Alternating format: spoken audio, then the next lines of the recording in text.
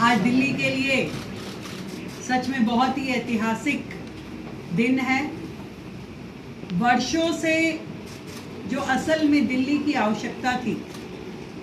जो कि दिल्ली की बहुत सारी लीगेसी प्रॉब्लम्स को सॉल्व करने का माध्यम हो सकती थी, उस पॉलिसी को बनने का, लागू करने का इंतज़ार अब ख़त्म हो रहा है। उसका नाम है दिल्ली ईवी पॉलिसी,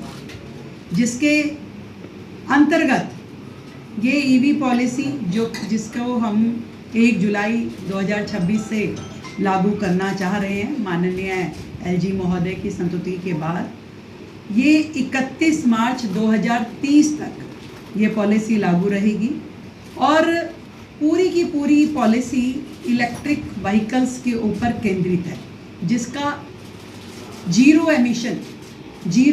व्हीकल्स, जिसके माध्यम से हम चाहते हैं दिल्ली शहर पूरी तरीके से धीरे धीरे पॉल्यूशन फ्री सिटी में कन्वर्ट हो, जिसका लाभ दिल्ली की जनता को मिले। और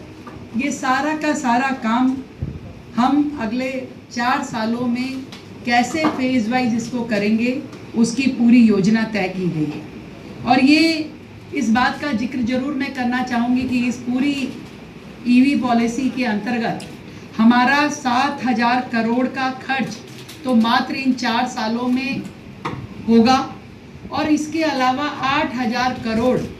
अन्य हम लोग इस ईवी इंफ्रास्ट्रक्चर को क्रिएट करने में, और जो साल दर साल रोड टैक्सेस जो माफ़ होंगे उसमें हमने कैलकुलेट किया है, तो लगभग 15,000 करोड़ का लाभ दिल्ली की जनता को इस ईवी पॉलिसी के माध्यम से होने वाला है, जिसमें हमने खरीद पे प्रोत्साहन दिया है, स्क्रैपिंग पे प्रोत्साहन दिया है, चार्जिंग इंफ्रास्ट्रक्चर क्रिएट करना है, और रोड टैक्स और रजिस्ट्रेशन की छूट भी इस पॉलिसी में दी गई है।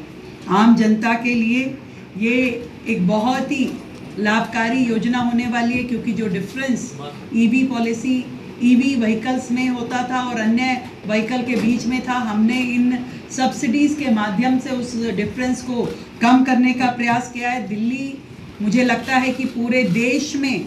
एकमात्र राज्य है जो इतना बड़ा ईवी पॉलिसी का फ्रेमवर्क लॉन्च कर रहा है, जिसमें ना केवल 15,000 करोड़ का खर्चा हो रहा है, बल्कि फेज वाइज अनकैप्ड हमने व्हीकल्स रखे हैं कि नंबर ऑफ व्हीकल जितनी जनता लेगी है उतना हम उन्हें प्रोत्साहित करेंगे, उतना उनको हम सपोर्ट करने वाले हैं।